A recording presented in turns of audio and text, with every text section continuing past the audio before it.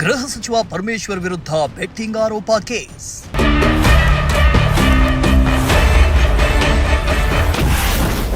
ಪರಂ ವಿರುದ್ಧ ಎಫ್ಐಆರ್ ದಾಖಲಿಸಲು ಕೋರ್ಟ್ ಆದೇಶ.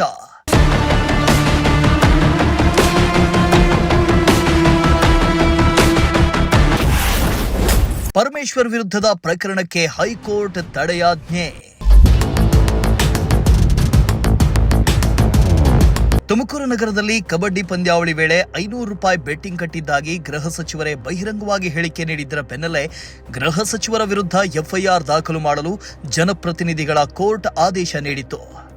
ಈ ಸಂಬಂಧ ಪರಮೇಶ್ವರ್ ವಿರುದ್ಧ ಎಫ್ಐಆರ್ ದಾಖಲು ಮಾಡಲು ಕೋರ್ಟ್ ಆದೇಶ ನೀಡಿದ್ರು ಎಫ್ಐಆರ್ ದಾಖಲು ಮಾಡಿಲ್ಲ ಅಂತ ದೂರುದಾರರು ಹಾಗೂ ವಕೀಲರು ನಿನ್ನೆ ಪೊಲೀಸ್ ಠಾಣೆ ಮುಂದೆಯೇ ಪ್ರತಿಭಟನೆ ನಡೆಸಿ ಆಕ್ರೋಶ ಹೊರಹಾಕಿದ್ರು.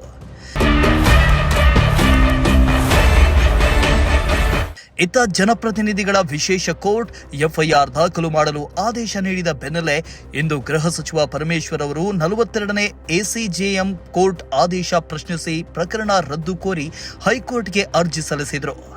ಅರ್ಜಿದಾರರ ಪರ ಹಿರಿಯ ವಕೀಲ ಕೆಎನ್ ಫಣೀಂದ್ರ ವಾದ ಮಾಡಿದ್ರು.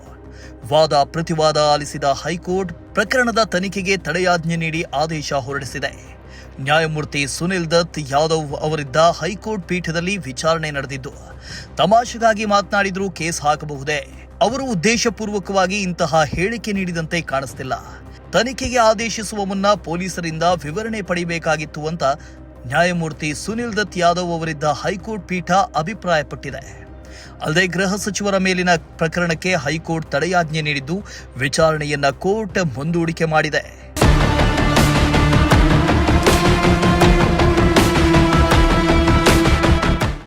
ತುಮಕೂರಿನ ಪದವಿ ಪೂರ್ವ ಕಾಲೇಜು ವಿದ್ಯಾರ್ಥಿಗಳ ರಾಜ್ಯ ಮಟ್ಟದ ಕಬಡ್ಡಿ ಪಂದ್ಯಾವಳಿ ನಡೆದಿದ್ದು, ಪಂದ್ಯದಲ್ಲಿ ವಿಜಯಪುರ ತಂಡ ಗೆಲ್ಲುತ್ತೆ ಅಂತ ಡಿಸಿ ಶುಭ ಕಲ್ಯಾಣ್ ಅವರೊಂದಿಗೆ 500 ರೂಪಾಯಿ ಬೆಟ್ಟಿಂಗ್ ಕಟ್ಟಿದ್ರಂತೆ. ಬಾಜಿ ಹಣವನ್ನ ಕಳ್ಕೊಂಡ ಸಚಿವ ಪರಮೇಶ್ವರ್ ವಿಜೇತ ತಂಡಕ್ಕೆ ಪ್ರಶಸ್ತಿ ವಿತರಿಸುವಾಗ ಈ ವಿಷಯವನ್ನ ಸ್ವತಃ ಬಹಿರಂಗಪಡಿಸಿದ್ರು.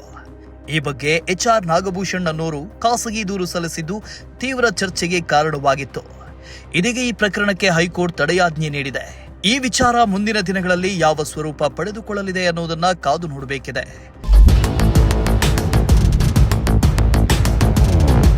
Bureau report, Prajashakti TV, Tumakuru.